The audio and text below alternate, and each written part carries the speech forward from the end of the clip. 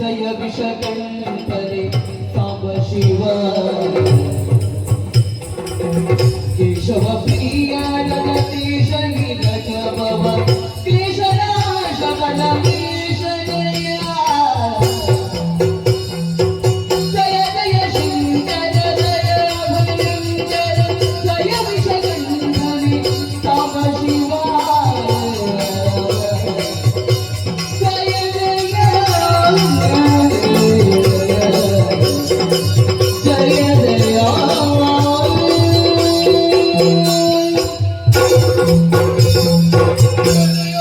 ಶಶಿಶೇಖರ ಪ್ರಭಾಧಾರಿ ಓ ದೇವತೆಗಳಾದಂತಹ ನಾವು ಶಿರವನ್ನು ಭಗ್ಗಿಸಿ ನಿನ್ನ ಸಾನ್ನಿಧ್ಯದಲ್ಲಿ ಒಡಮಟ್ಟವರಿದ್ದೇವೆ. ತಂದೆಯೇ, ಪರಿಚಯ ಬ್ರಹ್ಮರು ಕೈಗೊಂಡಂತಹ ಈ ಜ್ಞಾನಸತ್ರದಲ್ಲಿ ಅಧ್ಯಕ್ಷ ಪೀಠವನ್ನು ಏರಿ ನಮ್ಮನ್ನೆಲ್ಲರನ್ನೂ ಹರಸಬೇಕು. ನಿಮ್ಮ ಮಾತಿಗಾಗಿ ಎಲ್ಲರೂ ಕಾಯುತ್ತಾ ಇದ್ದಾರೆ. ಹಾಗಾಗಿ ನಮ್ಮ ವಚನಾಮೃತವನ್ನು ನೀಡಿ ನಮ್ಮನ್ನು ಅನುಗ್ರಹಿಸುವುದರಿಂದೇ ಉತ್ತರಿಸು. ಬಂದಿದೆ ಸುಮನಸರು ಸಕಲರು ಒತ್ತುಗೂಡುತ್ತ ಸಿಂಹಕ್ಷೇತ್ರಕ್ಕೆ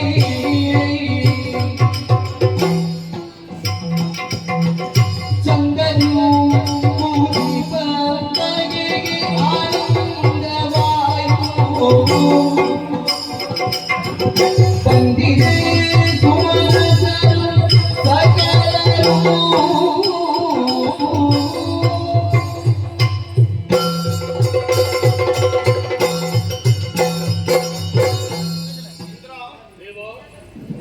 ದೇವ ಸಮೂಹವನ್ನು ಜೊತೆಗಿರಿಸಿಕೊಂಡು ಪರಮ ಪಾವನವನ್ನಿಸಿಕೊಂಡಂತಹ ಕೈಲಾಸ ಪರ್ವತವನ್ನೇ ಸೇರಿ ಪರಮ ಭಕ್ತಿಯಿಂದ ನನ್ನನ್ನು ಅನನ್ಯವಾಗಿ ಆರಾಧಿಸಿ ಪರಿತೋಷ ಮರೀಚಿ ಬ್ರಹ್ಮ ಸಿಂಹಕ್ಷೇತ್ರದಲ್ಲಿ ಕೈಗೊಂಡ ಜ್ಞಾನ ಸತ್ರದಲ್ಲಿ ಪಾಲ್ಗೊಳ್ಳಬೇಕು ಈ ಉದ್ದೇಶವನ್ನು ಹೊಂದಿಯೇ ನೀವುಗಳು ಹೊರಟರು. ಮಾತ್ರವಲ್ಲ, ಜ್ಞಾನಕ್ಕೆ ಅಧೀಶನಾದ ಪರಮೇಶ್ವರನೇ ಜ್ಞಾನ ಸತ್ರದ ಅಧ್ಯಕ್ಷನಾಗಿರಬೇಕು ಅನ್ನುವಂತಹ ನಿಲುಮೆಯನ್ನು ಆ ಮರೀಚಿ ಬ್ರಹ್ಮನು ಹೊಂದಿದ್ದಾನೆ. ನೀವುಗಳು ಅದನ್ನೇ ಅಪೇಕ್ಷಿಸ್ತಾ ಇದ್ದೀರಿ. ಸರಿಯೇ ಅನ್ನೋಣ. ಧರ್ಮಾಧರ್ಮಗಳ ಸಮತೋಲನವನ್ನು ಸಾಧಿಸಿಕೊಳ್ಳಬೇಕಾದ ಅವಶ್ಯಕತೆ ಲೋಕದ ಧರ್ಮಕರ್ತಾರರನ್ನಿಸಿಕೊಂಡಂತಹ ಮಂದಿಗಳಿಗೆ ಯಾವತ್ತೂ ಇದ್ದೇ ಇರ್ತದೆ. ತ್ರಿಲೋಕಾಧಿಪತಿತ್ವವನ್ನು ಹೊಂದಿದ ನೀವು ಭೋಗ ಭೂಮಿಯ ಅಧಿಕಾರವನ್ನು ನಡೆಸುವನಾದರೂ ಕೇವಲ ಭೋಗಾಪೇಕ್ಷೆಯಾಗಿ ಬದುಕು ಸಾಗಿಸುವ ಮಾತು ಲೋಕದಲ್ಲಿ ಸಜ್ಜನರ ಬದುಕಿಗೆ ಕ್ಷೇಮವನ್ನು ಒದಗಿಸಿಕೊಡಬೇಕಾದ ಧಾರ್ಮಿಕರನ್ನು ಸದಾಕಾಲ ಸಂರಕ್ಷಿಸಬೇಕಾದ ಬದ್ಧತೆಯ ಪದವಿಯನ್ನು ನೀನು ಅಲಂಕರಿಸುತ್ತದೆ. ಅದನ್ನು ಮರೆಯದೆ ಅದಕ್ಕನುಗುಣವಾಗಿ ನಿನ್ನದಾದಂತಹ ಕರ್ತವ್ಯ ಪರತೆಯನ್ನು ಕಾಣಿಸುವಂತಹ ನಿನ್ನ ಅಭಿಪ್ರಾಯ ನಿನ್ನ ಮಾತುಗಳಲ್ಲೇ ನನಗೆ ಅರ್ಥವಾಗುತ್ತಾ ಇದೆ.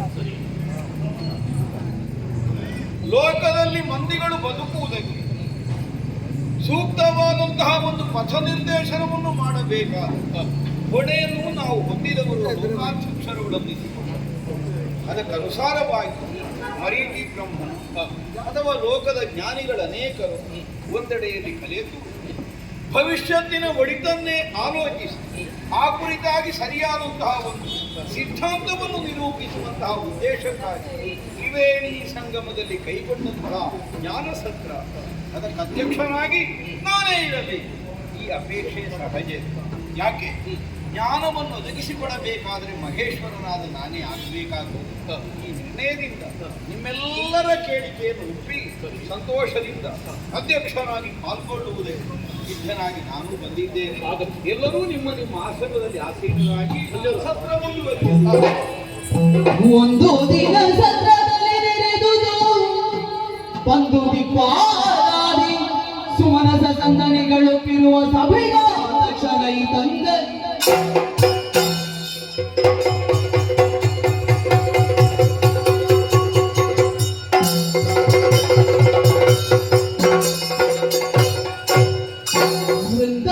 ವೃಂದವೆತ್ತಿದಿರಾಗಿ ಭಯದಿಂದ ವಂದಿಸುತ್ತಿರಲು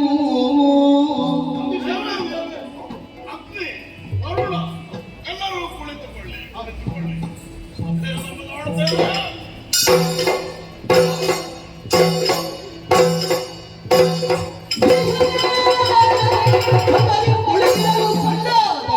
ಕಥಿಗೊಂಡ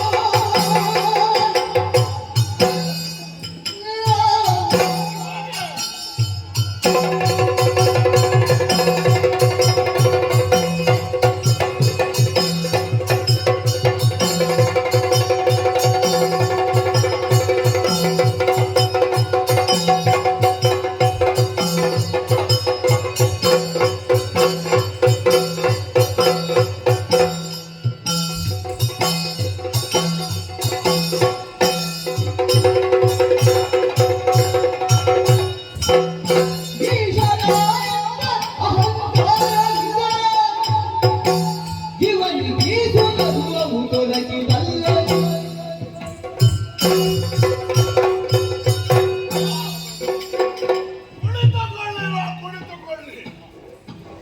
ದೇವೇಂದ್ರಾದಿಸು ಮನಸ್ಸರು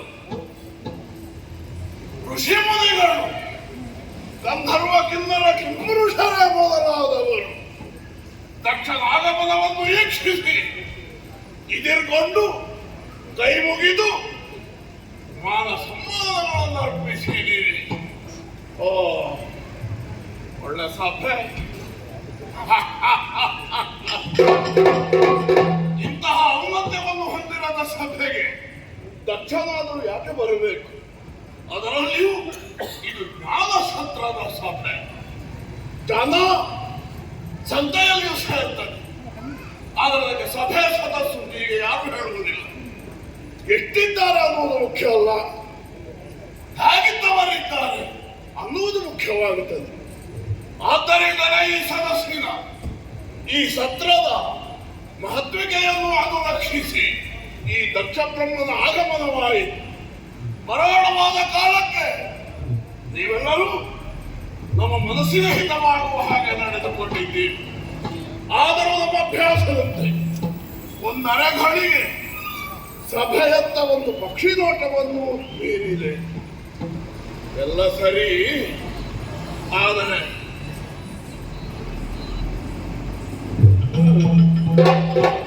ಏನೋ ತಪಸ್ಸ, ಏನೋ ಒಂದು ಅವಲಕ್ಷಣ. ಯಾಕೆ, ಏನು, ಹೇಗೆ ಈಗ ಆಲೋಚಿಸುತ್ತಾ ಮತ್ತೊಮ್ಮೆ ದಿಟ್ಟಿಯನ್ನು ಹಾಯಿಸುವಾಗ ಒಂದು ವ್ಯಕ್ತಿತ್ವ ನಮ್ಮ ಕುರಿತಾಗಿ ಅತೀವ ನಿರ್ಲಕ್ಷ್ಯವನ್ನು ಪ್ರಕಟಿಸುತ್ತ, ಹೊಂದುವುದು ಮುಖ್ಯ ಅಲ್ಲ, ಪ್ರಕಟಿಸುತ್ತ ಕುಳಿತುದನ್ನು ನಾನು ಗಮನಿಸಿದೆ. ಯಾರಿವ ಅತ್ತವರೆಗೆ ನೋಡುವಾಗ ಗೊತ್ತಾಯಿತು, ಸದಾಶಿವ.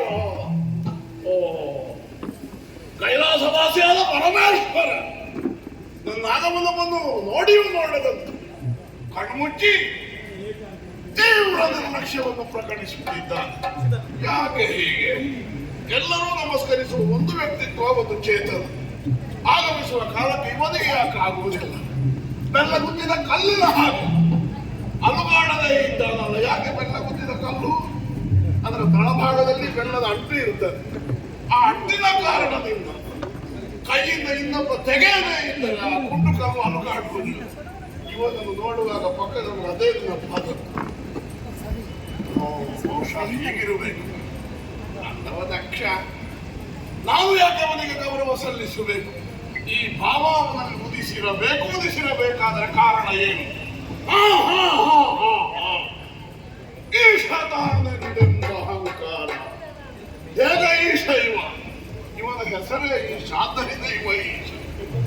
ಸಕಲ ಲೋಕೈಕ ನಾಯಕ ಸರ್ವೋಚ್ಚ ನಾಯಕ ಈ ಅರ್ಥದಿಂದ ಇರುವ ಈಶಾನ ಸರ್ವಕಾಲ ನಮ್ಗೆ ಗೊತ್ತಿದೆ. ಈಶನೆಂದರೆ ಅಧಿಕ, ಈಶನೆಂದರೆ ಯಜಮ. ಆದರೆ ಪ್ರತ್ಯೇಕವಾದ ಎರಡು ಅಕ್ಕರದ ಶಬ್ದಗಳಿಂದ ಯಾವ ಅರ್ಥವೂ ಸ್ಫುರಿಸುವುದಿಲ್ಲ. ಯಜಮಾನ, ಯಾವುದಕ್ಕೆ ಯಜಮಾನ, ಯಾರಿಗೆ ಯಜಮಾನ? ಈ ಪ್ರಶ್ನೆ ಮತ್ತೆ ಪ್ರಶ್ನೆಯಾಗಿ ಉಳಿಯುತ್ತದಲ್ಲ. ಬುದ್ಧಿವಂತನಾದವನು ಯಾವಾಗಲೂ ಮರಳಿ ಮತ್ತೊಂದು ಪ್ರಶ್ನೆ ಹುಟ್ಟುವಂತಹ ವಾಕ್ಯವನ್ನು ರಚಿಸುವುದಿಲ್ಲ, ವ್ಯವಹಾರವನ್ನು ನಡೆಸುವುದಿಲ್ಲ. ಈ ಯಾರಿಗೆ? ಯಾರಿಗೂ ಆಗುವುದಕ್ಕಾಗ್ತದೆ. ನೀವು ಸುರೇಶ್, ಮತ್ತ ಯಾರೋ ಒಬ್ಬ ಮರೇಶ್, ಮತ್ತಿನ್ನೊಬ್ಬ ಸುರೇಶ್ ಬಿಡುವ. ಕಾಡಿನಲ್ಲಿ ಮಂಗಗಳಿಗೆ ಒಬ್ಬ ಯಜಮಾನ ಇದ್ದಾರೆ ಅಂತ ಆದ್ರೆ ಅವ ಮಂಗೇಶ್. ಹಾಗಾದ್ರೆ ಇದು ಯಾರಿಗೆ? ನಮಗೆ ಗೊತ್ತಾಯ್ತು. ಯಾರೋ ಒಬ್ಬನೇನು ಈಶಾ ಅನ್ನುವ ಹಾಗೆ ಗುರುತಿಸಿ ಅವನಿಗೆ ಆ ಪಟ್ಟವನ್ನು ಕಟ್ಟಿದ್ದಲ್ಲ, ತನಗೆ ತಾನೇ ಸ್ವಯಂ ಸ್ವಯಂ ಘೋಷಿತ ಯಜಮಾನ, ಸ್ವಯಂ ಘೋಷಿತ ಈಶ ಅನ್ನುವ ಹಾಗೆ ತೀರ್ಮಾನಿಸಿದ್ದಾನೆ. ಮಾತ್ರವಲ್ಲ, ಅದೇ ಅಹಂಕಾರ ಬುದ್ಧದಂತೆ ಇವನ ತಲೆಗಡರಿದೆ. ಆದ್ದರಿಂದ ದಕ್ಷ ಬ್ರಹ್ಮನಂತಹ ಘನ ವ್ಯಕ್ತಿತ್ವ ಬರುವ ಕಾಲಕ್ಕೂ ಎದ್ದು ನಿಂತು ಗೌರವಿಸಬೇಕಾದದ್ದಿಲ್ಲ ಅನ್ನುವಂತಹ ದಿಟ್ಟ ನಿರ್ಧಾರವನ್ನು ಇವ ಕೈಗೊಂಡಿದ್ದಾನೆ. ಅಲ್ಲದಿದ್ದರೆ ಉಂಟು ಪ್ರತಿ ಬ್ರಹ್ಮನಂತೆ ಏನನ್ನಾದರೂ ಸೃಷ್ಟಿಸಬಲ್ಲಂತಹ ಅರ್ಹತೆ, ಅಧಿಕಾರ ಈ ದಕ್ಷ ಬ್ರಹ್ಮನಿಗೆ ಉಂಟು. ಅವ ಬರುವಾಗ ಸಭೆಗೆ ಎದ್ದು ನಿಂತು ಕೈ ಮುಗಿದು ಹೇಳಬೇಕಿದ್ದ ಬೇಡವಾ ಇವ ಅಧ್ಯಕ್ಷ ಪೀಠವು? ಓ ಹೇಳದಿದ್ದರು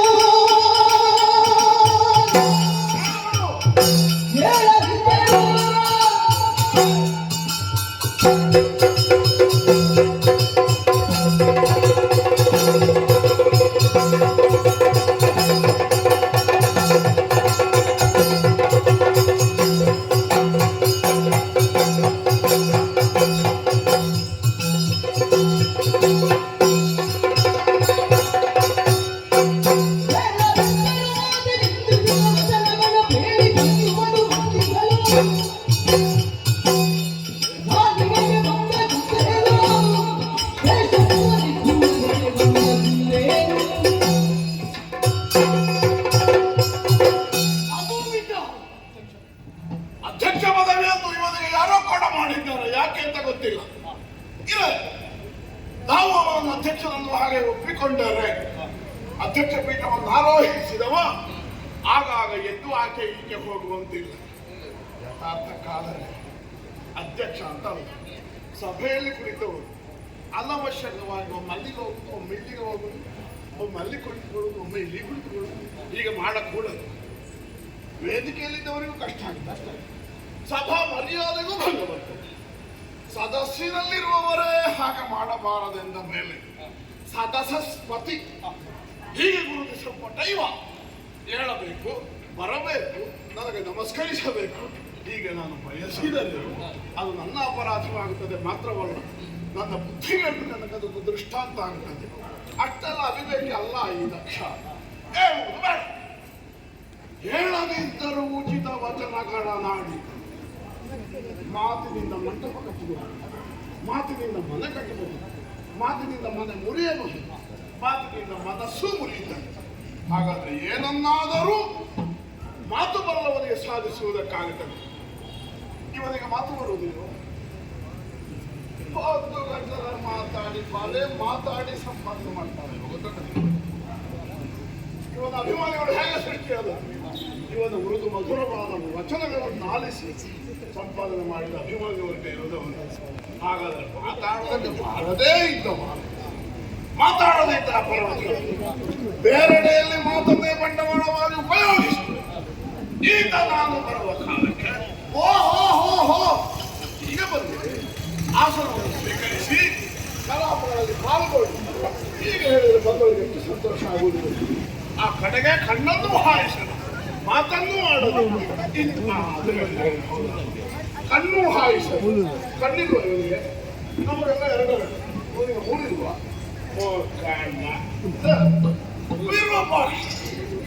ಅವನು ಯೋಗ ಮಾಡಬೇಕು. ಕೈಗಳೆರಡು ಹೆಚ್ಚಿದ್ದರೆ ಏನಾಗ್ತದೆ? ಅಂಗವೈಕಲ್ಯ ಆಗ್ತದೆ. ಕಡಿಮೆ ಇದ್ದರೂ ಅಂಗವೈಕಲ್ಯ. ಒಂದು ಕಾಲು ಅಮಂಗವೈಕಲ್ಯ. ಮೂರು ಕೈ ಅವನು ಅಂಗವಿಕ, ಎರಡು ಕೈ ಸಮಸ್ಥಿತ, ಮೂರು ಕಣ್ಣು ವಿಷಮಸ್ಥಿತ, ಅದನ್ನು ಸಮ ಇಲ್ಲದ್ದು. ಅಂತಹ ಅವಸ್ಥೆ ಇವನದ್ದಾದರು. ಇವನ ಅಭಿಮಾನಿ ವರ್ಗ ಏನು ಹೇಳ್ತದೆ? ಅವ ವಿಷಮಾಕ್ಷ, ಅವ ವಿರೂಪಾಕ್ಷ, ಅದನ್ನೇ ಅವನ ಅರ್ಹತೆಗೆ ಅಣತೆಗೋಲಾಗಿದೆ ಎನಿಸಿಬಿಟ್ಟಿದೆ. ಹಾಗಾದರೆ ಮೂರು ಕಣ್ಣಿರುವವ ಕೇವಲ ಕಣ್ಣುಗಳನ್ನು ಉಪಯೋಗಿಸಿ ಇಷ್ಟಾದ್ರೂ ಮಾಡುವ ಅಲ್ಲ. ಕಾಲ ಅಷ್ಟಾದ್ರೂ ಮಾಡುವುದು.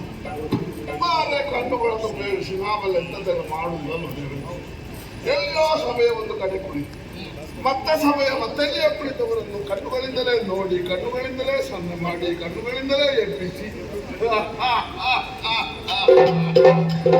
ಕಣ್ಣುಗಳನ್ನು ಉಪಯೋಗಿಸುವುದಕ್ಕೆ ತಿಳಿದವ ಏನದೂ ಮಾಡುವುದಕ್ಕಾಗಲ್ಲ.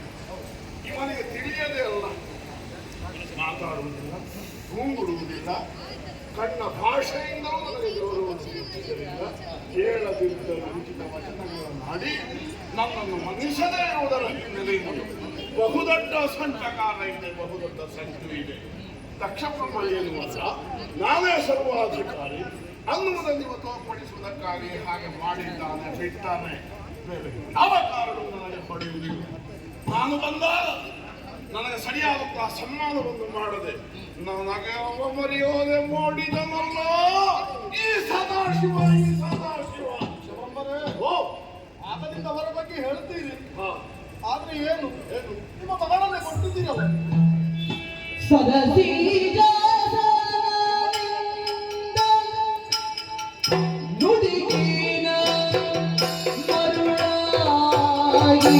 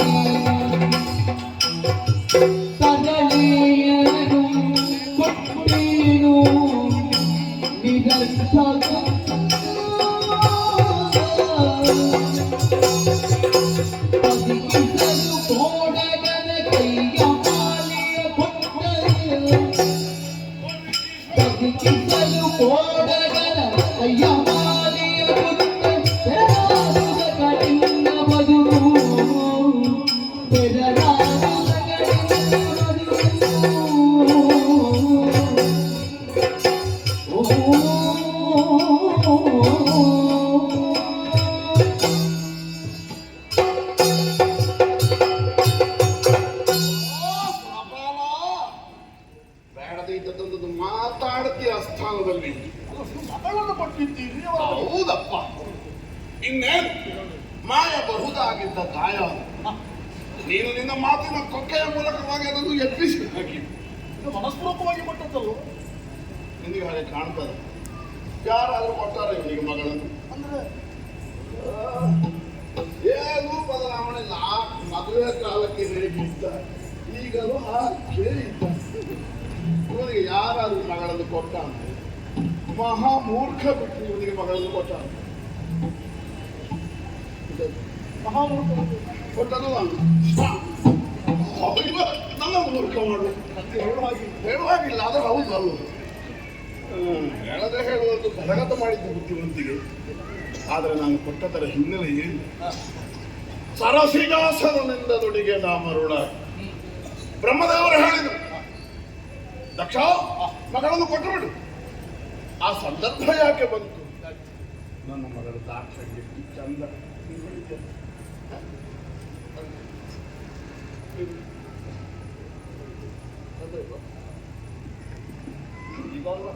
ಕೆಲವು ಕಾಲಗಳ ಮೊದಲು ನವಯುವತಿಯಾದ ಷೋಡಶ ಪ್ರಾಯ ಸಮರ್ಥಯಾದ ಬಿಳಿ ಬಿಳಿ ನನ್ನ ಹಾಗೆ ಅಷ್ಟೂ ಚಂದದ ಹುಡುಗಿ ಅವಳನ್ನು ಯಾರಾದರೂ ಯೋಗ್ಯನ ಕೈಗೆ ಕೊಟ್ಟು ಮದುವೆ ಮಾಡಬೇಕನ್ನುವ ಹಾಗೆ ಕನಸನ್ನು ನಾನು ಕಾಣುತ್ತಿರುವ ಕಾಲಕ್ಕೆ ಇವ ಬೀಸಿದ ಮಾಯಾಜಾಲಕ್ಕೆ ಅವಳು ಸಿಲುಕಿದ್ದು.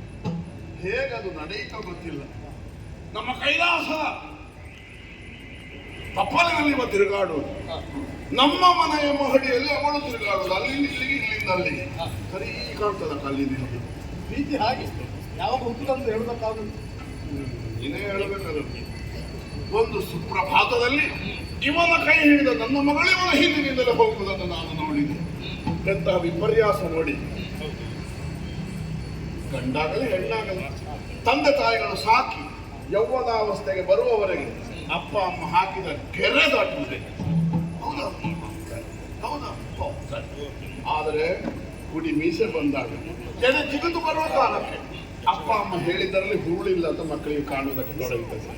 ಕಾಣುವುದಿಲ್ಲ ಹೇಳು ಹೇಳ್ತಾರೆ ಕೆಲವು ಏನಾದರೂ ಸೂಚನೆ ಅಪ್ಪ ನಿನಗೆ ಅಂತ ತಿಳ್ಕೊಸ್ಕೊಂಡು. ಈಗ ಕಾಲ ಬದಲಾಗಿದೆ. ಹಾಗಾದ್ರೆ 10-16 ವರ್ಷದವರಿಗೆ ಸಾಕುವುದಕ್ಕೆ ಇವನಿಗೆ ಗೊತ್ತಾಗಿದೆ. ಯೌವನ ಬಂದ ಮೇಲೆ ಅಪ್ಪನಿಗೆ ಅಮ್ಮನಿಗೆ ಏನು ಗೊತ್ತಾಗದೆ ಆಗುವುದು ಹೇಗೆ? ಹಾಗಾದ್ರೆ ಅವನು ತಿಳುವಳಿಕೆಯ ದೋಷ ಅಲ್ಲ, ಇವರಿಗೆ ಬಂದಂತಹ ಯೌವನದ ದೋಷ. ಗಂಡು ಯಾರು ಎಂತದ್ದು ಆಗುತ್ತದೆ. ಒಂದು ಕುರೂಪಕ್ಕೆ ಗಡ್ಡ ಮೀಸೆ ಬಂದ್ರು ಚಂದವೇ ಕಾಣುವುದು, ಸುಮ್ಮನೆ ಅಲ್ಲ ಗಾದೆ ಹುಟ್ಟಿದ್ದು. ಪ್ರಾಯದ ಕಣ್ಣಿಗೆ ಎಮ್ಮೆಯೂ ಚಂದ, ಬೇಕಾದ್ರೆ ಅದನ್ನು ಪ್ರಾಯದ ಕಣ್ಣಿಗೆ ಕೋಣದು ಚಂದ ಅಂತ ನಾವು ಮಾಡುವ. ಎಷ್ಟು ಚಂದದ ಕೋಣ ಇರುವವರಿಲ್ವಾ? ಇದ್ದಾರೆ.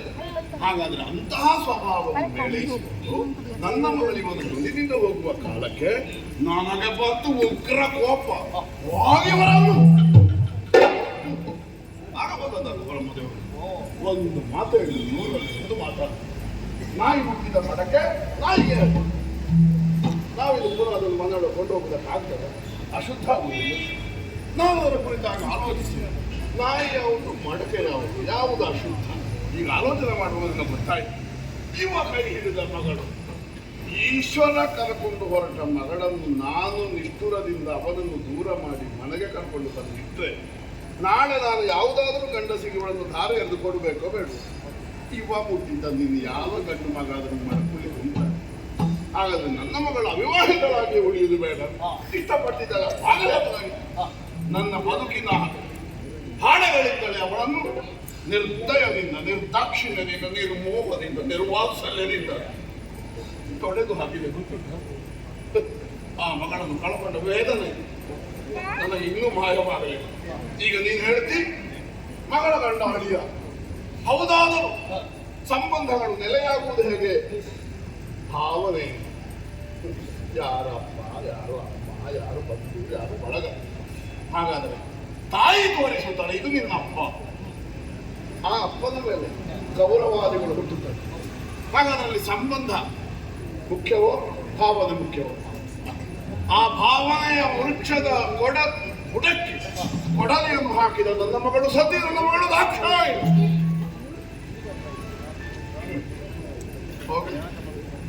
ಬೇಸರ ಇಲ್ಲ ದೇವೇಂದ್ರ. ಸಂಬಂಧದಲ್ಲಿ ಅಳಿಯ ಅಂತ ನಾನು ಮಗ ಇರಬಹುದು. ಅಳಿಯ ಹೌದು, ಮಗಳನ್ನು ಮದುವೆ ಆದದ್ದು ಹೌದು. ಅವಳ ಕರ್ತವ್ಯವನ್ನು ನಾವು ಇಷ್ಟರವರೆಗೆ ಮಾಡಬೇಕು. ಒಂದು ದಿವಸ ತನ್ನ ಹೆಂಡತಿಯನ್ನು ಕರ್ಕೊಂಡು ಮಾವ ನಿಮ್ಮ ಮಗಳನ್ನು ಕರ್ಕೊಂಡು ಬಂದಿದ್ದೇನೆ ಅನ್ನುವ ಹಾಗೆ ಮಾವನ ಮನೆಗೆ ಬರಲಿಲ್ಲ. ಮತ್ತೆ ಲೋಕಾರ್ಮುಡಿಯಲ್ಲಿ ಒಂದು ಕ್ರಮ ಉಂಟು. ಚೊಚ್ಚಲ ಹೆರಿಗೆಗಾಗಿ ಹೆಂಡತಿಯನ್ನು ಕರ್ಕೊಂಡು ಬರುವುದು ಅಥವಾ ಮಾವ ಅತ್ತೆಯಂದಿರು ಹೋಗಿ ಮಗಳನ್ನು ಕರ್ಕೊಂಡು ಬರುವುದು. ಆ ಯೋಗವು ಆ ಭಾಗ್ಯವು ಇವನ ಹಣೆ ಬರದಲ್ಲಿ ಇಲ್ಲ, ನನ್ನ ಯೋಗದಲ್ಲಿ ಇಲ್ಲ. ಆದರೆ ಒಂದು ಸಮಾಧಾನ ಪಡುವುದಿಲ್ಲ. ಈಶ ಕೈಲಾಸವಾಸಿ ಮುಕ್ಕಣ್ಣ ಆದ್ರೆ ಇವನನ್ನು ನೋಡುವಾಗ ಹೌದು ಬೇಡ ನೋಡಿ ಇವನನ್ನು ಹೇಗಿದ್ದಾನೆ.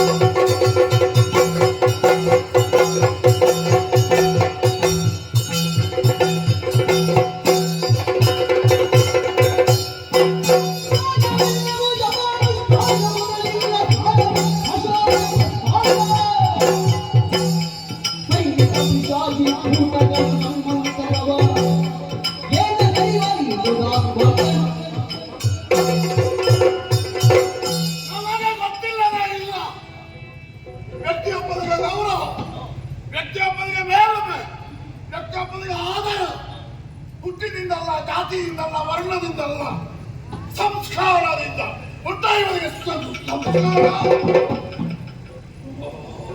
ಹೇಳಿದ್ರೆ ಎಲ್ಲ ಹೇಳಿ ಹೋಗಿತ್ತು ನನಗೆ. ಮತ್ತೊಮ್ಮೆ ಹೇಳುತ್ತೇನೆ, ಎಷ್ಟೊಂದು ಮಕ್ಕಳು ಶುದ್ಧ ಚರಿತರುಂಟು.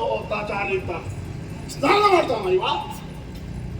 ಅಲ್ಲಂತೆ ಕಡು ಬಡವನಾದರೂ ಬೆಳಗ್ಗೆ ಎದ್ದು ಸ್ನಾನ ಮಾಡಿ ದೇವರ ಧ್ಯಾನ ಮಾಡಿ ಕೆಲಸಕ್ಕೆ ಹೋಗುದು. ಮೀಯುತ್ತದ ಇವ ಮೀತಾನ. ನನ್ನನ್ನು ಹೇಳಿ ಪ್ರಯೋಜನ ಇಲ್ಲ, ಅವನು ನನ್ನನ್ನು ಹೇಳಬೇಕಾದ ಅವನನ್ನು ಸ್ನಾನ ಮಾಡಬೇಕಂದು ಹಾಗೆ ನಾನು ಬಯಸಬಹುದು. ಇವ ಇರುವ ಊರಿನಲ್ಲಿ ನೀರುಂಟ, ಮಂಜು ಕಟ್ಟೆ, ಅದರಲ್ಲಿ ಸ್ನಾನ ಮಾಡುವುದಕ್ಕಾಗ್ತದೆ. ಮತ್ತೆ ಹೇಗೆ ವಾಸ್ತು ಅದನ್ನು ಹೇಳಿದಾಗ ನೀರೇ ಬೇಕೆಂದಿಲ್ಲ ಸ್ನಾನ ಮಾಡುವುದಕ್ಕೆ, ಮಂತ್ರ ಸ್ನಾನವನ್ನು ಮಾಡುವುದಕ್ಕಾಗ್ತದೆ. ಒಮ್ಮ ಅಪಾಯಿಷ್ಟಾಮಯ ಧಾನ ಮೂರ್ತಿಯ ಧಾತನ ಮಹಾರಂಡಾಯ ಚಕ್ಷಸೆ ಯೋಗ ಶಿವತಮಾರಥ ಆಗೋದಿಲ್ವಾ? ಹೇಳಬಹುದಲ್ಲ ಇವರಿಗೆ ಮಂತ್ರ? ಸಂಕಲ್ಪ ಸ್ನಾನವನ್ನು ಮಾಡಬಹುದು. ಹೇಗೆ ಸಾಧ್ಯ? ಮಂತ್ರ ಬರ್ತದೆ ಇವರಿಗೆ. ಯಾವ್ಯಾವ ಮಾಡೋದು ಮಂತ್ರ? ಬೃಹಸ್ಪತಿಗಳ ಮಂತ್ರ ಹೇಳಿಕೊಡುವುದು ಅಪ್ಪ. ಯಾವಾಗ? ಉಪನಯನ ಸಂಸ್ಕಾರ ಮಾಡಿದವತ್ತು, ಯಜ್ಞೋಪವೀತ ಧಾರಣೆ ಮಾಡಿದವತ್ತು. ಯಾರು ಇವರಿಗೆ ಒಂದೆಲ್ಲ ನೂಲು ಹಾಕಬೇಕು? ತಂದೆ. ಅವನು ತಂದೆ ಹೌದು. ಯಾರು ತಂದೆ? ತಾಯಿಯ ಗಂಡ ತಂದೆ. ತಾಯಿ ಹತ್ರ ಕೇಳುವುದು ಅಮ್ಮ ಯಾರು? ಅಪ್ಪ ಅಮ್ಮ ಯಾರು ಅಂತ ಕೇಳಿದ್ರೆ ಮೇಲೆ ಕೆಳಗೆ ನೋಡುವ ಇವ ಯಾಕೆ ಮಂತ್ರಸ್ನಾನ ಮಾಡುವುದಿಲ್ಲ ಅಂತ ನಾನು ಕೇಳಿದ್ರೆ ನನಗಿಂತ ದೊಡ್ಡ ಮೂರ್ಖ ಇದ್ದಾನು ಪ್ರಪಂಚದಲ್ಲಿ. ಆದ ಕಾರಣ ಮಂತ್ರಸ್ನಾನ ಇಲ್ಲ, ವಾಯುಸ್ನಾನ. ಆದ್ರೆ ಅದು ಕಷ್ಟ. ಇವರಿಗೆ ಅಲಂಕಾರವಾಗಿ ಒಂದು ದೇಹದಲ್ಲಿ ಸುತ್ತುತ್ತಿರುವುದು ಸರ್ಪಗಳು. ತಮ್ಮೆರಡು ಮಾನಗಳನ್ನು ಹೊರಚಾಚಿ ಸದಾಕಾಲ ತಮ್ಮ ಬಳಿಗೆ ಬರುವ ವಾಯುವನ್ನು ನೆಕ್ಕುವುದವುಗಳ ಸ್ವಭಾವ. ಬರುವ ವಾಯುವನ್ನೆಲ್ಲ ಅವು ನೆಕ್ಕುತ್ತವೆ. ಮತ್ತೆ ಇವ ವಾಯು ಸ್ನಾನ ಮಾಡುವುದು ಅದರೊಂದು ದಾರಿ ಮೃತ್ತಿಕಾ ಸ್ನಾನ. ನೋಡಲಿಲ್ಲ ನೀನು? ಹಕ್ಕಿ ಪುಕ್ಕಿಗಳು ಪಚ್ಚಿಗಳು ಕೂಡ ಧೂಳಿನಲ್ಲಿ ಬಿದ್ದು ಹೊಡೆತಾಡ್ತವೆ. ಎಂಥದ್ದು ಸ್ನಾನ! ಧೂಳಿನಲ್ಲಿಯೂ ಕ್ರಿಮಿನಾಶಕ ಗುಣವು. ಮೃತ್ತಿಕಾ ಸ್ನಾನ ಮಾಡಬಹುದು, ಆದರೆ ಮಣ್ಣು ಬೇಕು. ಮಣ್ಣು ಬೇಕು. ಇಷ್ಟು ಆಯ್ತಲ್ಲ, ಒಂದಿಷ್ಟು ಸ್ವಂತದ ಮಣ್ಣು ಮಾಡಿಕೊಳ್ಳಿಕ್ಕೆ ಇವನಿಗಾಗಲಿ. ಇತ್ತೀಚೆಗೊಂದು ವಾಹನ ಮಾಡಿಕೊಂಡಿದ್ದಾನೆ. ಹೋಗುದು ಕಾಣಿಲ್ಲ ದೇವರಲ್ಲಿ. ಇಷ್ಟ 2 ಕೋಟಿ ಕೊಡು ಕೂಟ್ಕೊಂಡ ಸ್ವಂತದ್ದೆನ್ನುವ ಮಣ್ಣಿಲ್ಲದ ಯುವ ಮಣ್ಣಿನಿಂದ ಸ್ನಾನ ಮಾಡುವುದಕ್ಕನ್ನುವಾಗ ನಾನು ಹೇಳಿದೆ, ಆಗುವುದಕ್ಕುಂಟ ಹೋಗುವುದಕ್ಕೆ. ಆದರೆ ಅವನಿಗೆ ಗೊತ್ತಿದೆ ಸ್ನಾನ ಮಾಡಬೇಕಾದ ತಮ್ಮಾರಿ ಅವನು. ಕೆಲವು ಊರಿನಲ್ಲಿ ಸ್ನಾನವೇ ಮಾಡುವುದಕ್ಕಾಗದವ ಮೈಗೆ ಅಗರು ಚಂದನಾದಿಗಳನ್ನು ಲೇಪಿಸುವ ಸಂಪ್ರದಾಯ ಉಂಟು. ಇವನಿಗೆ ಯಾರು ಹೇಳಿಕೊಟ್ಟಿರಬೇಕು. ಆದ ಕಾರಣ ಇವ ಏನು ಮಾಡ್ತಾನೆ? ಬೆಳಗ್ಗೆದ್ದು ಮೈಗಿಡೀ ಭಸ್ಮವನ್ನು ಲೇಪಿಸಿಕೊಳ್ಳುತ್ತಾನೆ. ಒಳ್ಳೆಯದೇ, ಆಕ್ಷೇಪ ಇಲ್ಲ. ಆದ್ರೆ ಭಸ್ಮ ಎಂತಂದು ನೀವು ನೋಡಿದ್ರೆ ಸುಟ್ಟ ಭಸ್ಮ ಸ್ಮಶಾನದಿಂದ ತಂದು ಮೈಗೆ ಹಚ್ಚಿಕೊಂಡ್ರೆ ಯಾವ ರೋಗದಿಂದ ಬಂದದ್ದ, ಯಾವ ಸಾಂಕ್ರಾಮಿಕ ರೋಗದಿಂದ ಸತ್ತ ಹೆಣವನ್ನು ಸುಟ್ಟದ್ದು ಇವ ಮೈಗೆ ಹಚ್ಚಿಕೊಳ್ಳುತ್ತಾನೆ. ಇವನ ಹತ್ರ ಬಂದು ನೀವು ಕೂತ್ಕೊಳ್ಳುತ್ತೀರಲ್ಲ, ನಿಮಗೆ ಬುದ್ಧಿ ಉಂಟ ಕೇಳುತ್ತಾನೆ. ಭಸ್ಮಾಧೂಳಿತ ವಿಗ್ರಹ ಅನ್ನುವಾಗ ಕೈ ಮುಗಿದು ಆರತಿ ಮಾಡ್ತೀವಿ ಅವನಿಗೆ. ನಾವು ಆರತಿ ಮಾಡದೆ ಸುಮ್ಮನೆ ಆರತಿ ಮಾಡುದು ಅಲ್ವಲ್ಲ. ಒಳಕ ಅವನನ್ನು ಪೂಜೆ ನಾನಾಭರಣದಿಂದ ಮೈಗಿಡೀ ಭಸ್ಮವನ್ನು ಲೇಪಿಸಿಕೊಂಡಿದ್ದಾನೆ. ತ್ರಿಶೂಲಧರನಿದ್ದಾನೆ. ಕೇಳಿದ್ರೆ ಹೇಳಿ ಅನವ. ತ್ರಿಕಾಲಗಳು ನನ್ನ ಹಿಡಿತದಲ್ಲಿ, ಎಲ್ಲವೂ ನನ್ನದ್ದೇ ಅಂತ. ವಸ್ತ್ರ ಉಂಟ ಇವನಿಗೆ. ನೀನು ಆರತಿ ಮಾಡುವುದು ನೋಡ್ಲಿಲ್ಲ? ವಿಚಾರ ಇಲ್ಲ. ಯಾವ್ದಾರ ಧರ್ಮ? ಇಲ್ಲಿ ಬಿಸಿಲು ಬೀಳ್ತದ, ಒಣಗ್ತದ ಅದು ಬಿಸಿಲಿಗೆ. ಇದನ್ನೆಲ್ಲ ದಿವಸಕ್ಕೊಮ್ಮೆ ಒಣಗಿಸದೆ ಇದ್ರೆ ಹತ್ತು ಹೋಗ್ಲಿಕ್ಕೆ ಸಾಧ್ಯ ಉಂಟು. ಬಿಸಿಲು ಬೀಳದಲ್ಲಿ ಇದನ್ನೆಲ್ಲ ಬಿಟ್ಟುಕೊಂಡು ಕುಳಿತಿದ್ದಾನಲ್ಲ, ವಾಸನ ಕೊಡೈತದೆ. ನಿನಗೊಂದು ವಿಷಯ ಗೊತ್ತುಂಟು? ಇವನ ಮದುವೆ ದಿವಸ ಇವ ಇದೇ ಚರ್ಮವನ್ನು ಮುಟ್ಟುಕೊಂಡು ಅದು ಜಾರಿ ಬೀಳದಾಗ ಒಂದು ಹಾವನ್ನು ಕಟ್ಟಿಕೊಂಡು ನಾನು ಮದುಮಗ ಅನ್ನುವ ಹಾಗೆ ನಿಂದಿದ್ದ. ನಮ್ಮವರದಲ್ಲ ಮದುವೆ. ನಾರಾಯಣ ದೇವರು ಬಂದು ಅವರ ವಾಹನ ಗರುಡ ಬಂದು ಸಭಾಮಂದಿರದಲ್ಲಿ ಇಳಿ ಸೊಂಟಕ್ಕೆ ಕಟ್ಟಿಕೊಂಡ ಹಾವಿಗೆ ಗರುಡ ಕಂಡಿದ್ದ. ಗರುಡ ದರ್ಶನವಾದ ನಾಗ ಏನು ಮಾಡ್ತದೆ? ಬಟ್ಟೆ ಜಾರಿ ಬೀಳದಂತೆ ಕಟ್ಟಿಕೊಂಡಂತಹ ನಾಗ ಸೊಂಟದಿಂದ ಇಳಿದು ಹೋದಾಗ ಏನಾಗುತ್ತದೆ ಅಂತ ನಾನು ವಿವರಿಸಿ ಹೇಳುವುದು ಬೇಡಲ್ಲ.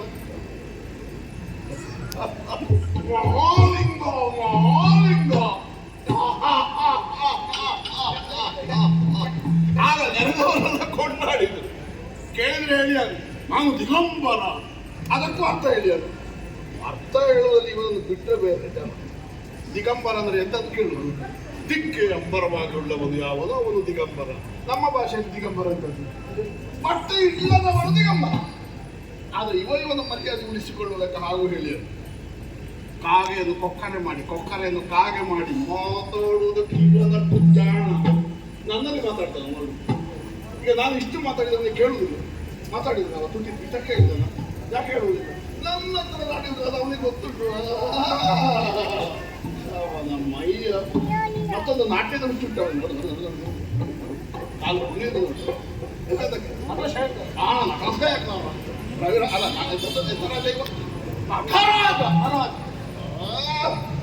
ಇವಾಗ ಕುಣಿಯುವುದಕ್ಕೆ ತೊಡಗಿದ್ರೆ ನಮ್ಮದು ನಯವೇ.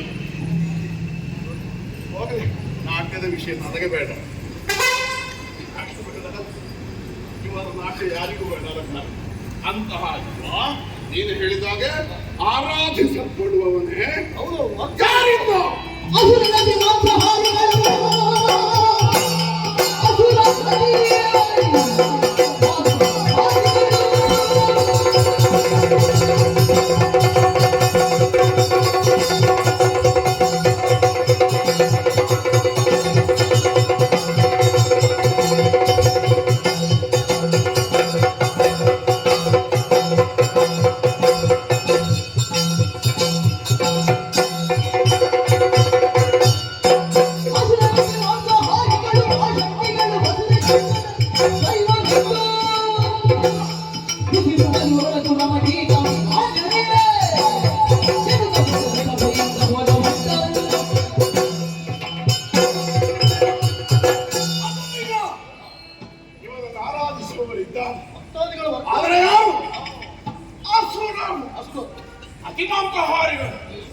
ಮಾಂಸಾಹಾರ ತಪ್ಪಲ್ಲ. ಅಭಕ್ಷ್ಯ ಭಕ್ಷಣ, ಅಪೇಯ ಪಾನ, ಮಾದಕಾಸವವನ್ನು ಕುಡಿಯುವರಿದ್ದಾರೆ. ಈಗ ನೀನು ಕುಡಿಯುವುದು? ಈಗಲ್ಲ ನಾನು ಕುಡಿಯುವುದು ನೀನು. ಆದರೆ ಎಷ್ಟು ಬೇಕೋ ಅಷ್ಟು, ಯಾವುದು ಬೇಕೋ ಅದು. ದೇವೇಂದ್ರ ಕುಡಿಯುವಂಥದ್ದು ಇದು, ದಕ್ಷ ಕುಡಿಯಬಹುದಾದದ್ದು ಇದು. ನಿರ್ಣಯ ಉಂಟು, ಸಂಸ್ಕಾರ ಉಂಟು. ಆದರೆ ಇವನ ಭಕ್ತರು ಎಂಥದ್ದು ಆಗ್ತದೆ. ಹುಳಿ ಬಂದ ಹೆಂಡಾಗುತ್ತದೆ, ಒಳಕ್ಕೆ ಮಾಂಸ ಆಗುತ್ತದೆ. ಅಂತಹದನ್ನು ತಿಂದು ಇನ್ನೇನನ್ನಾದರೂ ಸಾಧಿಸಬೇಕೆನ್ನುವ ಭಾವ ಉತ್ಕಟವಾದ ಕಾಲಕ್ಕೆ ನಿರ್ಜನವಾದ ಪ್ರದೇಶವನ್ನು ಸೇರಿ ಓಂ ನಮಸ್ತೆ ರುದ್ರ ಮನ್ಯ ಉದಾದೈಷವೇ ನಮಃ ಹೀಗೆ ಇವನ ಕುರಿತಾಗಿ ಸ್ತೋತ್ರ ಮಾಡ್ತಾನೆ. ಅಭಿಷೇಕ ಪ್ರಿಯೋ ರುದ್ರ. ಇವನ ಮಂಡೆಗೆ ಸ್ವಲ್ಪ ನೀರು ಹಾಕಿದ್ರೆ ಸಾಕು. ಇವ ಮುಗಿದು ಬಂದು ಏನು ಕೇಳಿ ವರಗಳನ್ನು ಕೊಡ್ತಾರೆ. ಅಸುರರತಿ ಮಾಂಸಾಹಾರಿಗಳು ಪಾಷಂಡಿಗಳು, ಅವರಿಗೆ ಒಪ್ಪುವ ದೈವ. ನಾನು ಹೇಳುದು ಹಾಗಲ್ಲ, ವಸುಧೆಗೆ ಅಕ್ಕದ ದೈವ. ಇವನೊಂದು ಇಲ್ಲಿ ಪೂಜಾರ್ಹ ಪೀಠದಲ್ಲಿ ಕುಳ್ಳಿರಿಸಿದ ಕಾಲಕ್ಕೆ ನನಗೆ ಒದಗಿತಲ್ಲ. ನನಗೊದಗಿದ ಅವಮಾನದಲ್ಲಿ ಇದು ಯಾವುದೂ ಅಲ್ಲ ಪ್ರಧಾನ ವಿಷಯ. ಆಲೋಚಿಸುತ್ತಾ ನನಗೆ ಗೊತ್ತಾಯಿತು. ದೇವೇಂದ್ರ ಯಾವಯಾಗ ಜೀವಮ್ಮರ ಕೈಗೊಂಡ ಜ್ಞಾನ ಸತ್ಯ ಜ್ಞಾನಕಾಂಡ ಏನು ಹೇಳ್ತದೆ? ನಹಿ ಜ್ಞಾನೇನ ಸದೃಶಂ. ಆದರೆ ನಾನು ಜ್ಞಾನಕಾಂಡದ ಪ್ರತಿಪಾದಕನಲ್ಲ. ನಮ್ಮದು ಕರ್ಮಯೋಗ, ಕರ್ಮಠ. ನಾನು ಯಜ್ಞ ಮೈನಂದ ದೇವಾಹತಾನೆ ಧರ್ಮಾಡಿ ಪ್ರಥಮ ಅನ್ಯಾಸನ. ಇದು ನಮ್ಮ ನೀತಿ. ಏನನ್ನಾದರೂ ಯಜ್ಞಮುಖದಿಂದ ಕರ್ಮಮುಖದಿಂದ ಪಡೆಯಬೇಕು. ಪುರುಷ ಪ್ರಯತ್ನವೇ ಪ್ರಧಾನವಾದದ್ದು. ಹಾಗಾದರೆ ಈಗ ಆಲೋಚನೆ ನಮ್ಮೊಳಗಿರುವುದು ಮಾವ ಅಳಿಯನು, ಹೆಣ್ಣನ್ನು ಮದುವೆಯಾದವ, ಹೆಣ್ಣನ್ನು ಕೊಟ್ಟವ. ಇವರೊಳಗಿನ ವೈಮನಸ್ವಲ್ಲ, ತಾತ್ವಿಕವಾದಂತಹ ವೈಮನಸ್ಸು. ಕರ್ಮಠನಾದಂತಹ ದಕ್ಷ ಬ್ರಹ್ಮ ಈ ಜ್ಞಾನಯಾಗದ ಸದಸ್ಯರಿಗೆ ಬರುವುದು ಜ್ಞಾನ ಸತ್ರದ ಅಧ್ಯಕ್ಷ ಪೀಠವನ್ನು ಅಡರಿದಂತಹ ಇವನಿಗೆ ಹಿತ ಇಲ್ಲ. ಹೇಗೆ ಬಂದು ಆಗಿದೆಯಲ್ಲ, ಇವನಿಗೆ ಸರಿಯಾದ ಅವಮಾನವನ್ನು ಮಾಡಿ ಕಳುಹಿಸೋಣ ಅನ್ನುವ ಹಾಗೆ ಒಳಗಿಂದೊಳಗೆ ಊಟವನ್ನು ಹೂಡಿ ಇವರ ಮುಂದೆ ನಾನು ತಲೆ ಎತ್ತದಂತಹ ವಾತಾವರಣವನ್ನು ನಿರ್ಮಿಸಿದ್ದ ಅಲ್ವಾ? ಅದೇ ಸರಿ ಅಂತ ನಿನಗೂ ಕಾಣುವುದಿಲ್ವ?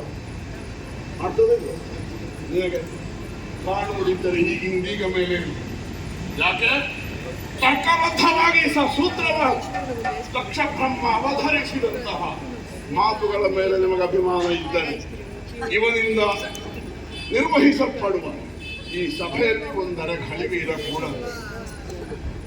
ವೈಯಕ್ತಿಕವಾದ ತಾತ್ವಿಕವಾದ ವಿರೋಧವನ್ನು ಸಾರ್ವಜನಿಕರು ಸೇರಿದ ಸಭೆಯಲ್ಲಿ ತೋರ್ಪಡಿಸುವುದು ನಿಷಿದ್ಧ.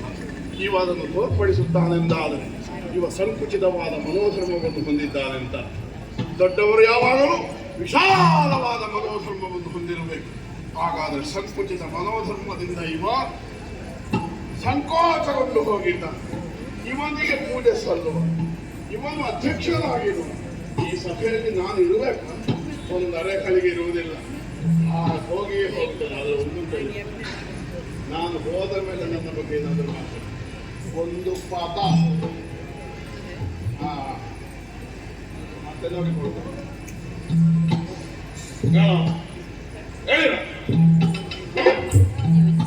ನೀವು ಹೇಳ್ಬೋದು ದಾಕ್ಷಿಣ್ಯ ಬೇಡ. ದಕ್ಷ ಬ್ರಹ್ಮನ ಮಾತಿಗೆ ಅನುಮೋದನೆ ಕೊಡುವವರೆಲ್ಲರೂ ನನ್ನ ಬೆಂಬಲಿಗರಾಗಿ ನನ್ನನ್ನು ಹಿಂಬಾಲಿಸಿ ಈ ಸಭೆ, ಈ ಶುನಕ್ ಪರಿಷತ್ ವಿದ್ವಾಂಸರು ಬೇಸರ ಮಾಡಬಾರದು. ಇವನಿಗೆ ಪೂಜೆ ಸಲ್ಲುವ ಕಾರಣ ಹೇಳುವುದು ಈ ಶುನಕ ಪರಿಷತ್ ನಾನೊಂದರ ಕಡೆಗೆ ಇರಬಹುದಾದದ್ದಲ್ಲ. ಆದ್ದರಿಂದ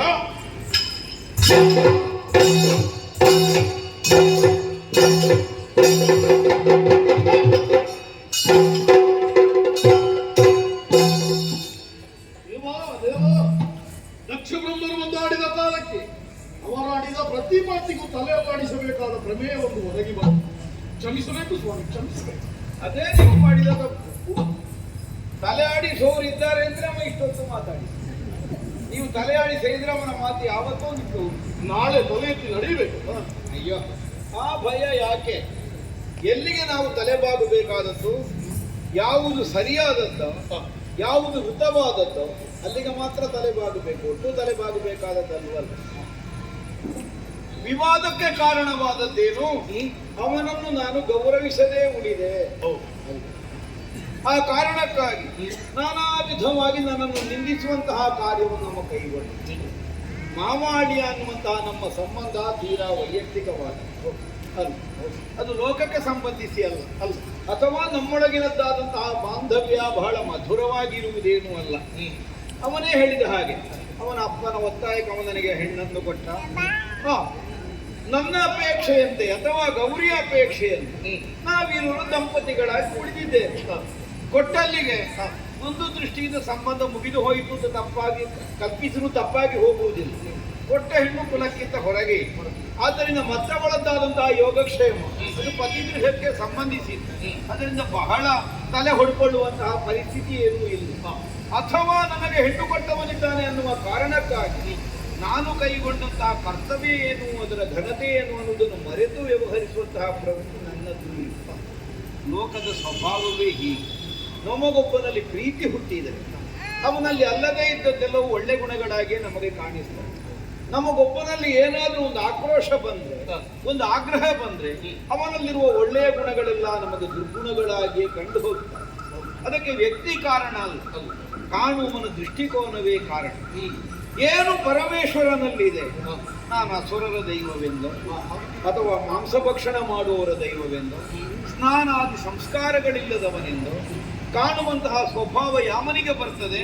ನನ್ನ ಕುರಿತಾಗಿ ಆಕ್ರಮವನ್ನು ತಳೆದದ್ದರಿಂದ ಅದು ಬರ್ತದೆ. ಈಗ ಕೇವಲ ಅಸುರರು ಮಾತ್ರ ಕೈ ಮುಗಿಯುವುದಾದರೆ ಮತ್ತೆ ನೀವೆಂದಕ್ಕೆ ನನಗೆ ಮಂಗಳಾರತಿ ಮಾಡಿ ನಾವು ಕೈ ಮುಗಿದಿದ್ದೇವೆ. ನನ್ನನ್ನು ಯಾಕೆ ಜಯ ಜಯ ಅಂತ ನೀವು ಕೊಂಡಾಡಿ? ಈಗ ನಿಮ್ಮನ್ನೂ ರಾಕ್ಷಸರ ವರ್ಗಕ್ಕೆ ಸೇರಿಸಿದಾಗ ಆಗಲಿಲ್ಲ. ಈಗ ಅಸುರರು ಮಾತ್ರ ಪೂಜೆ ಮಾಡುವ ದೇವರ ಹೌದು ಅಂತಾದರೆ ಸ್ನಾನಾದಿಗಳಿಲ್ಲದೆ ಇದ್ದಂ ಅಭಿಷೇಕ ಪ್ರಿಯೋ ರುದ್ರ. ಹಾಗಿದ್ರೆ ನಾನು ನನ್ನ ದೇಹಕ್ಕೆ ಸ್ನಾನ ಮಾಡ್ತೇನೆ ಅನ್ನೋದು ಮುಖ್ಯವಲ್ಲ. ದೇವತ್ವದ ನೆಲೆ ಏನು? ಭಕ್ತಾದಿಗಳು ಶ್ರದ್ಧೆಯಿಂದ ಒಂದು ಕಲ್ಲು ವಿಗ್ರಹ ಕಾದು ಇದು ದೇವರು ಅನ್ನುವಂತಹ ಭಾವದಿಂದ ಅಭಿಷೇಕವನ್ನು ನಡೆಸಿದರೆ ಅಥವಾ ಪೂಜೆಯನ್ನು ನಡೆಸಿದರೆ ಅವರ ಇಷ್ಟಾರ್ಥ ಕೈಗೂಡುತ್ತದೆ. ಒಂದು ಕಲ್ಲಿಗ ಸಾಮರ್ಥ್ಯ ಉಂಟ, ಭಜಕ ಬೇಡಿದ್ದನ್ನು ಕೊಡುವುದಕ್ಕೆ ಕಲ್ಲಿನಿಂದ ಸಾಧ್ಯ ಆಗ್ತದೆ. ಹಾಗಿದ್ರೆ ಅವರಿಗೆ ಅದು ಒದಗುತ್ತದೆ ಎಲ್ಲಿಂದ ಕೇಳಿದರೆ ಭಗವಂತನ ಸಾನ್ನಿಧ್ಯ ಅಲ್ಲಿ ಸಿದ್ಧವಾದದ್ದರಿಂದಾಗ್ತದೆ. ಹೇಗೆ ಭಗವಂತನ ಸಾನ್ನಿಧ್ಯ ಬರ್ತದೆ? ಒಂದು ಪ್ರತಿಮೆಯಲ್ಲಿ ಶಂಕರನೆಂದು ಅಥವಾ ನಾರಾಯಣನೆಂದು ಹೇಗೆ ಭಜಕ ಜನಗಳು ಕಲ್ಪಿಸಿಕೊಂಡದನ್ನು ಆರಾಧಿಸ್ತಾರೆ, ಅವರ ಶ್ರದ್ಧೆಗನುಸಾರವಾಗಿ ಅವರು ಫಲವನ್ನು ಹೊಂದುವಂತ ಅವಕಾಶವನ್ನು ನಾವಿಲ್ಲಿಂದ ಒದಗಿಸಿಕೊಡ್ತೇವೆ. ಹಾಗಿದ್ರೆ ಮಾತ್ರ ನನಗೆ ಸ್ನಾನ ಇಲ್ಲ ಹೇಳಲಿಕ್ಕಿಲ್ಲಲ್ಲ. ನಾನು ಸ್ನಾನದಲ್ಲಿ ಅತ್ಯಂತ ಪ್ರಿಯನಾದ, ಅಭಿಷೇಕ ಪ್ರಿಯೋ ರುದ್ರ. ನನಗೆ ಬೇರೆ ಏನು ಮಾಡದಿದ್ರೂ ಸಾಕು, ಅಭಿಷೇಕ ಮಾಡಿದರೆ ನಾನು ಅದರಲ್ಲಿ ಪ್ರಿಯನಾಗುತ್ತೇನೆ, ಅನುಗ್ರಹವನ್ನು ಮಾಡುತ್ತೇನೆ. ಹೀಗೆ ಪೂರ್ವಾಪರ ಸಂಬಂಧ ಸಮನ್ವಯ ಇಲ್ಲದೇ ಇಲ್ಲ ಅನೇಕ ವಾಕ್ಯಗಳನ್ನು ಆಡಿ ಆವೇಶ ಬಂದಾಗ ಸಹಜ. ಹಾಗೆಂದು ಆ ಕಾರಣದಿಂದ ನಮ್ಮದ್ದಾದಂತಹ ಉದ್ದೇಶ ಕರ್ತವ್ಯ ಭಂಗಗೊಳ್ಳಕೂಡದು. ಕೈಗೊಂಡದ್ದು ಜ್ಞಾನ ಸತ್ಯ, ಲೋಕಕ್ಕೊಂದು ಸಿದ್ಧಾಂತವನ್ನು ಒದಗಿಸಿಕೊಡುವಲ್ಲಿ ಕೇವಲ ವೈಯಕ್ತಿಕವಾದಂತಹ ಪ್ರತಿಷ್ಠೆಯನ್ನೇ ಪ್ರಧಾನವಾಗಿ ಭಾವಿಸಬೇಕಾದದ್ದಲ್ಲ. ಆದ್ದರಿಂದಲೇ ಈ ಸಭೆಗೆ ಅರ್ಹನಲ್ಲ ಅನ್ನುವುದನ್ನು ತೀರ್ಮಾನಿಸುವುದಕ್ಕೆ ಸಾಧ್ಯ ಆಗ್ತದೆ ಹೇಳಿದ್ದು ನಾನು. ಇಷ್ಟೆಲ್ಲ ಮಂದಿಗಳ ಕ್ಷೇಮಕ್ಕಾಗಿ ಕೈಗೊಂಡ ಸಭೆಯಲ್ಲಿ ವ್ಯಕ್ತಿಗತವಾಗಿ ಅವನಿಗೀಗ ಅಪಮಾನವೇ ಆಗಿದೆ ಅಂತ ಇಟ್ಟುಕೊಳ್ಳೋಣ. ಈಗ ಇಷ್ಟೆಲ್ಲ ಮಂದಿಗಳು ನೀವೆದ್ದು ಗೌರವ ಸೂಚಿಸಿದ್ದೀರಾ ಇಲ್ವಾ? ಸೂಚಿಸಿ. ಇದು ಗೌರವವೇ ಹೌದಲ್ಲ? ಹೌದು. ಇಷ್ಟು ಮಂದಿಗಳು ನೀವು ಕೈ ಮುಗಿದದ್ದು ಅವನಿಗೆ ಸಾಕಾಗದೆ ಹೋಗಿದೆ, ನಾನೊಬ್ಬ ಕೈ ಮುಗಿಯದೇ ಇರುವುದರಿಂದ ನೀವು ಕೈ ಮುಗಿದದ್ದಕ್ಕೆ ಮೌಲ್ಯ ಇಲ್ಲ ಅಂತ ಅವ ಹೇಳ್ತಾನೆ ಅಂತಾದ್ರೆ ಈಗ ಪರೋಕ್ಷವಾಗಿ ಅವ ಹೇಳಿದ್ದಕ್ಕೆ ಏನು ಹೇಳಿದಾಗಾಯಿತು? ಲೋಕದಲ್ಲಿ ಯಾರು ಕೈ ಮುಗಿದರೂ ಅವನಿಗೆ ಅದು ಮನ್ನಣೆಯಲ್ಲ, ಪರಮೇಶ್ವರನಾದ ನಾನೇ ಕೈ ಮುಗಿದರೆ ಮಾತ್ರ ಮನ್ನಣೆ. ಅಂದ್ರೆ ಅರ್ಥ ಎಂತದ್ದು? ಲೋಕ ಏನು ಮಾಡ್ತದೆ ಅನ್ನುವುದರಿಂದ ನನ್ನ ವ್ಯಕ್ತಿತ್ವ ಸಿದ್ಧವಾಗುವುದಲ್ಲ. ಲೋಕ ಎಲ್ಲ ಒಪ್ಪಿದ್ರು ಪರಮೇಶ್ವರ ಒಪ್ಪದೇ ಹೋದರೆ ಅದಕ್ಕೆ ಮಾನ್ಯತೆ ಬರುವುದಿಲ್ಲ ಅನ್ನುವುದನ್ನು ಅವನಿಗೆ ಅರಿವಿಲ್ಲದೆ ಒಪ್ಪಿಲಿಂದ ಹೊರಟೋಗಿದ್ದ. ಈಗ ಒಬ್ಬರಾದ್ರೂ ಅವನ ಹಿಂದಿನಿಂದ ಅನುಸರಿಸಿಕೊಂಡು ಹೋದ್ರು ಈ ವಸ್ತುಗಳೇ ಇಲ್ಲವಲ್ಲ. ಹಾಗಿದ್ರೆ ವೃಥ ನಿರರ್ಥಕವಾಗಿ ನಮ್ಮ ಕರ್ತವ್ಯಕ್ಕೆ ಕೊರತೆ ಬರುವಂತಹ ಸ್ಥಿತಿಯನ್ನು ನಾವು ಎದುರುಗೊಳ್ಳಕೂಡದು. ಸಾಂಗವಾಗಿ ಮುಂದೆ ಬರಲು